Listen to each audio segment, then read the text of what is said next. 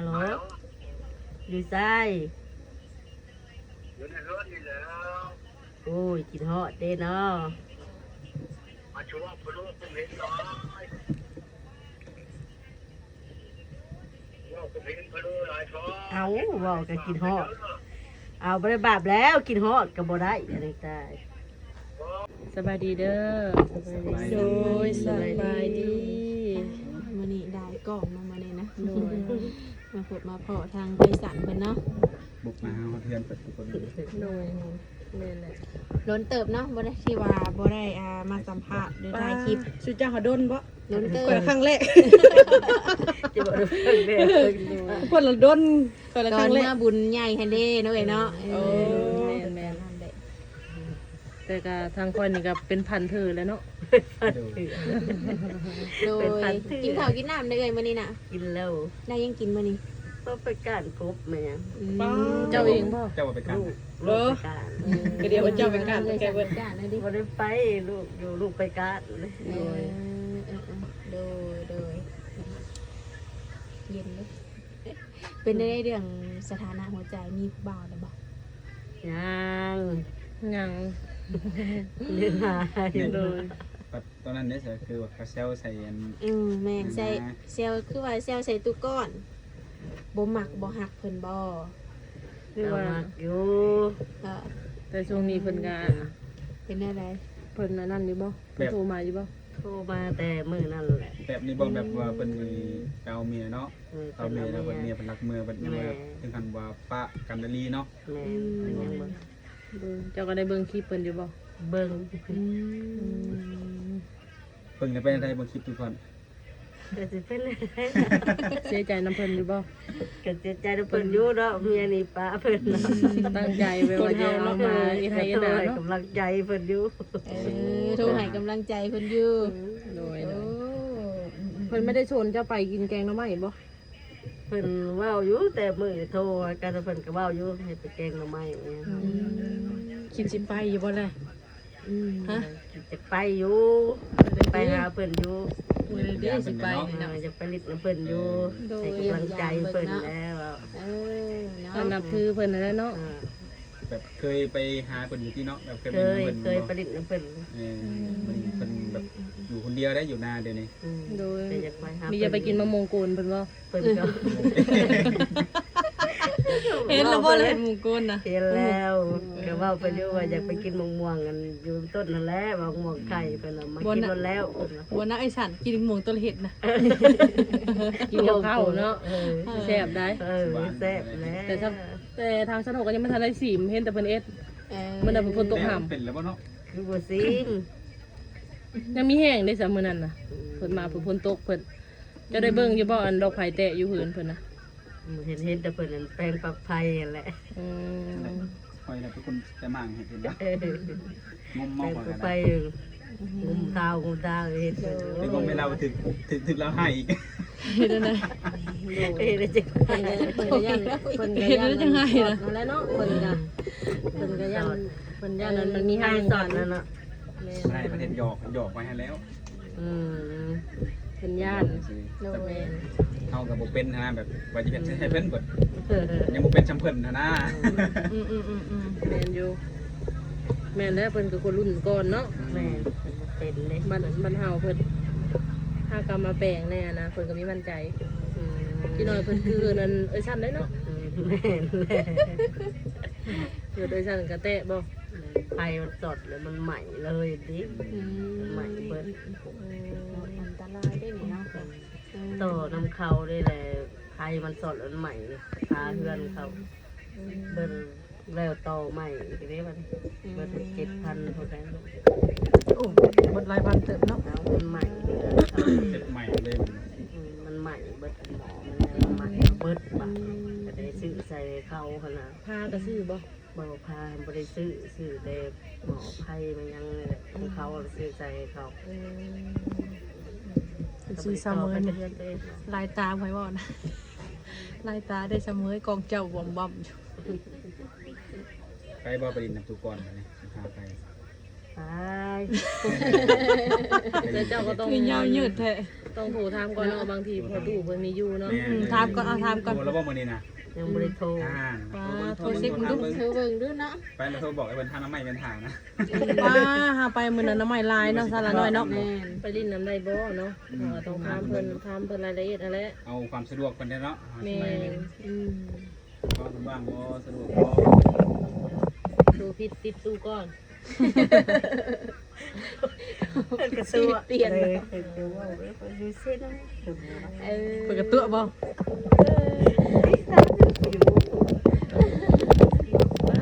ดีใจเนาะยิ้มแป้นอยู่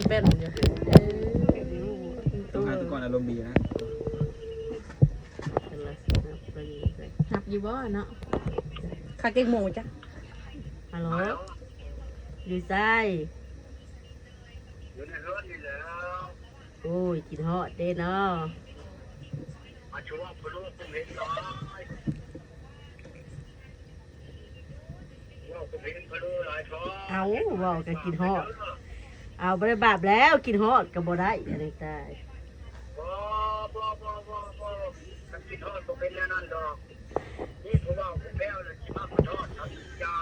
ไม่น้อยเขาว่าเขาให้เด้อ บ่าวในสายข่อยคือบ่เห็นฮู้ โอ้ย ข่อยว่าสิไปหาเจ้าอยู่เจ้าว่าผู้บ่าวโทรน่ะข่อยสิไปเว้านำน่ะข่อยอยากฮู้น่ะผมมีแต่เจ้าฮู้ข่อยบัดบ่ฮู้ข่อยว่าสิไปถามเจ้าอยู่เจ้าบ่ให้ไปฮะ มาถามโลดมาถามมานี่จะถามด้วย ให้ข่อยไปบ่มื้อนี้ข่อยสิไปถามน่ะ ผมว่าเจ้าอยู่คนละ โอ้ยใช่เด็กข่อยคือบ่เห็นมีข่อยบ่เฮาบูจักมีแต่เจ้าฮู้จัก เอาตัวจักให้เขาบอกไว้ ไผบอกเจ้าน่ะคือบ่บอกข่อยแหน่ข่อยอยากฮู้จักเจ้าข่อยอยากไปถามเจ้าอยู่ เอามานะว่าเรื่องราวเลยนะเราจักพิจารณ์อะไรอยู่บนนี่จัก เอา มันชื่อไก่นะพ่อยให้เจ้าหักไปบ่ได้ไก่ค่อยว่า ข่อยบัดบ่ฮู้เนาะ ให้ได้ไก่6ตัวให้เจ้าหัก มาข่อยบัดบ่ฮู้ว่าเจ้าบัดฮู้ข่อยผู้สาวบัดบ่ฮู้เจ้าว่าบัดฮู้บาด อันนี้เจ้าหักบ่ได้ว่า บ่ข่อยบ่ได้ฮู้ เอาโลด เอาบ่ได้เอาแล้วข่อยบ่ได้ฮู้เนาะ แล้วก็พวกพี่พวกพันใจดอกเฮ็ดว่ากัน อาลีใดอาลีข่อยบ่ได้ฮู้อาลี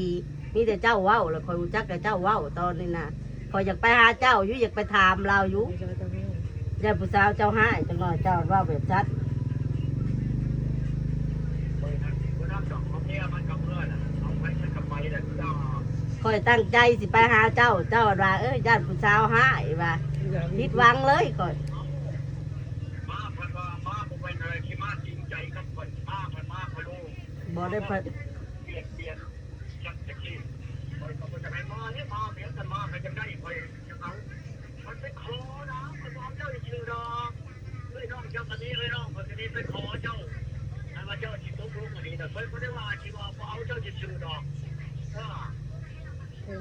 เจ้ามันเมาไม่รู้ใครเชื่อกันว่าใครคิดไปขอ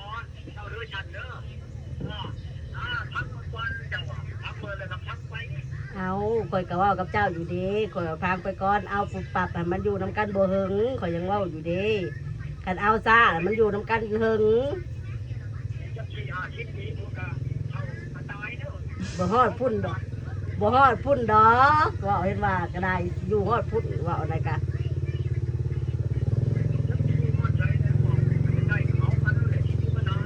เอาไว้เนี่ยมันอยู่นำกันบ่เฮิงเว้นบ่เจ้าเอาปุบปับแล้วมันอยู่นำกันบ่เฮิงข่อยเว้าอยู่ดีแน่ทางความข่อยนะข่อยเว้าเฮิงจังเอามันจะอยู่นำกันเฮิง มาประยัดเจ้ามาหาคนประยัดไว้เอา โอ้ยข่อยบ่ได้ย่านเจ้าเอานะเจ้าบ่ให้ไปซื่อๆได้ก็เจ้าให้ไปข่อยไปแล้วข่อยจะไปอยู่หาเจ้านะ เอาไปก็ไปที่ตรงเวลาที่ไปได้ก่อนแล้วก็จะให้ป้ามาอย่างไรมามีความหมายอ่ะ เอาไปลิ้นแล้วต่างลึงต่างเคยกันนี่แล้ว โอ้จะมีจะเพิ่มจะเพิ่มนอนบนย่างเนาะ แน่พอ เป็นลูกเป็นเมียเนี่ยจะมีย่าง ทางไปก่อนเถอะเอา ผมเป็นคนที่จะพังได้ค่อยกันว่าเอาเลย เจ็บบ่ เ ไปประเดี๋ยว สองวันสาม ใส่ก็เอาปืนได้ บ่ เอานี่ได้ เนี่ยนะอ่า คนจะคนรวยมายังมาดอกมาว่าผู้เรียนเขามาลงนั่นเขานั่นได้เงินเขานั่นเรายอมกันนี่เรื่องอย่างนี้เขาละมันลงเงินคิดลงลายอยู่ด้วยเขาจะใครมาเพิ่มคนแล้วเขาคนแล้วเขาได้เงิน เขาบ่ได้ดอกเงินกะโอ้ยว่าเขาได้เงินเขาก็บ่ได้คือกัน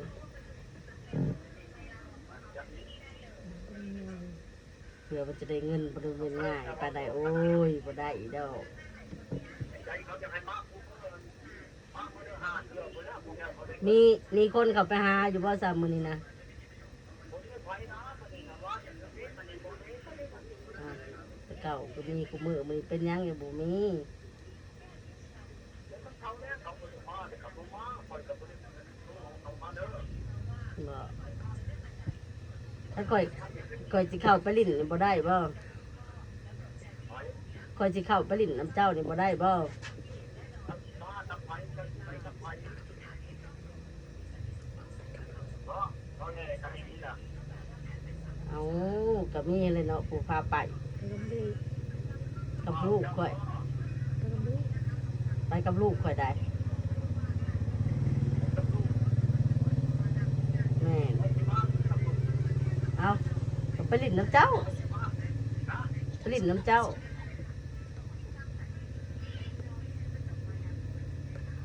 เจ้าที่มาเรื่องผู้บ่าวเจ้า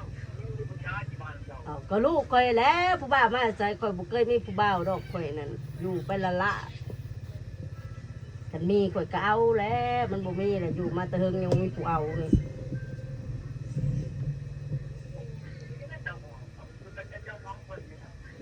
เอาก็เอาอยู่กันว่าเอาไปก็ใจฮ้อนโลดข่อยบัดบ่แม่นใจฮ้อนนะข่อยอยากเบิ่งไปก่อนจังอยู่กันเฮิง วันตาเนี่ยนะนักไปรอทานวันไหนวันไหน เอาจะว่านจะเสร็จหน้าบ่ข่อยบัดเฮ็ดหน้าสิได้อยู่บ่ข่อยนี่เจ้าบ่เจียนดำหน้าให้ข่อยกินน่ะเจ้าสิดำหน้าบ่ข่อยสิเป็นคนยืนเบิ่งไหน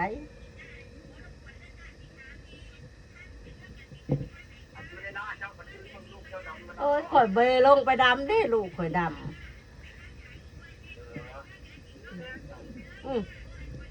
ไปอยู่น้ำเจ้าเจ้าจะให้ข่อยดำแล้วเจ้าเป็นคนยืนเบิ่งบ่ซะเนี่ยก็สบายอยู่เลยซะ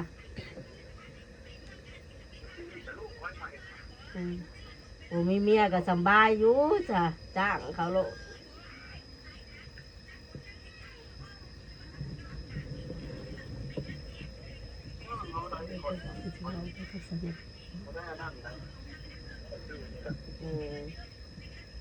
สบายเลยจ้าข่อยโอ้ยลูกดำข่อย อันนึงเด้อคนไปอยู่ทุ่งห้าง อันนี่บ่บัดแรกก็ข่อยไปข่อยโทรหาเจ้าเด้อข่อยไปข่อยโทรหาเด้ออืมนั่นแล้วตอนนั้นแล้วจ้า ตัวเออจนสัตว์ออกเนาะหลังจากสิดมโทรศัพท์ ได้ความรู้สึกเลยคืออะไรลูก เพื่อจะเอาเพื่อจะเอา ดึกดิเพิ่นเรียกไปหาบ่เป็นยันผู้บ่าวเจ้าให้แต่พี่เด้อแหละผู้บ่าวเจ้า จักแล้วจักเอาแล้วว่า อย่างกันไป แต่ว่ายังบ่ทันมีผู้บ่าวบ่ แต่คือเจ้าไปนี่เจ้าก็ไปนับถือเราเนาะแบบว่าลื่นเคยกันเนาะ ไปนับถือเคยกันนี่แล้วเคยไป บวชไปบวชยังให้เอาพลดวะ เพิ่นใจฮ้อนนะดิเนาะ มาหยอกมาเยอะผมมาก็ได้บวชว่าได้ ขอโทษว่ายังไงมีแต่เราจะได้ลูกมา ปกติเล่นอะไรอยู่คนเดียวเนาะ โดย เราเปล่าจะได้เมียมีผู้ดำหน้าเราว่า ละวันกล้าไว้ เอา แล้ว เมีย เนาะ ไปดำหน้าบ่ อยากไปดำหน้าเราอ่ะบ้านก้าไว้เราอ่ะ เด็กดีเด้อลูกเจ้ากับลูกชาย3คนเนาะเจ้ากับลูกสาวก็เป็นผู้ลกกับเพิ่น สนุกก็เป็นคนยังไง ตายคายคิดกันเดียว ถ่ายคลิปอย่างเดียวสู่กำลังใจอย่างเดียว บ่มีคนเข้าไปแล้วว่าผู้นี้ คือสิเข้าไปก็คือไว้สั้นแล้วเนาะแล้วใหม่เราโป่งลายเลยน่ะ ลายหน่อใหม่มันเนี่ยค่ะอันไปมันเนาะจะเห็นเห็นนำกันเนาะเราสองคน แล้วก็พาเราไปให้เฮ็ดน้ำเฮ็ดออกเด้ดอนนาเรา อ๋อ ตั้งกล้องไว้อยู่แต่เทงพี่เนาะ สูงไว้ดิในแห่ง มั นั้น น จิวว่าจะดอกนกไว้ก่อน ชุ่มไปบ่คิดว่าจะมาไปว่าอะไรไปทางนี้กัน อย่า ดิ วางต้นไม้ใหญ่เด้อดิ แล้วมันก็ใส่เสื้อที่แกล้งนะเสื้อเก่า เดียว สีแดงเมีย เฮ็ ง ด อ อยู่ อกได้ทางนาเรา อืม เฮ็ดพอกกันยังออก เออ อืม แบบ อัน เฮ็ นี้ ด คือยังบ่มีเนาะ แม่นแต่ว่า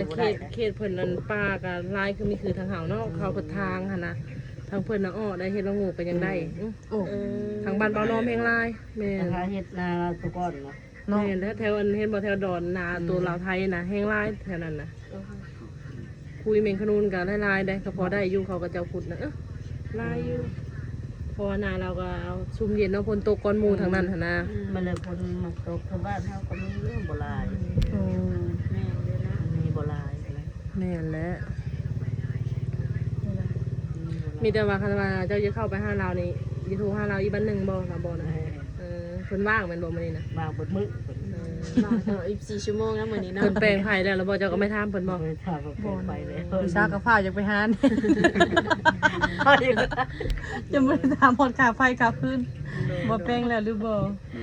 เรียนเนาะทำมุดแล้ว มันสิเบิดเนาะโทรตามเบอร์อีกได้จ้ะ ขนาดเราบอกฉันผ่านนี่ก็ได้เหือแล้วสัตว์มันก็ได้เหือ ตื่นเต้น คันสมมุติว่าเพิ่นตกลงเพิ่นไปนี่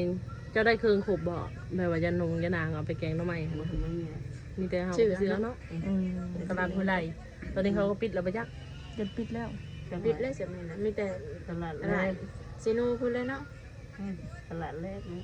เดี๋ยวสิตลาดแรกนั่นแหละ เฮาก็ไปช่วงบ่ายๆแล้วเนาะ โดย ไปกินข้าวบาย หรือว่าเพิ่นนั้นหรือว่าเพิ่นซับหน่อไม้ท่าบ่หรือว่าตอนเจ้าไปแล้วจังซับบ่ ตอนเราไปยังซักไปยังบ่ เอาแบบนั้นบ่ที่จะจังหาสองคน เราหาเพราะว่าได้น้ำไม้ดำเฮ็ดจังได๋ เอาแต่ตะโปดไว้ให้กิน เอาตัวลังฝนไว้มันใหญ่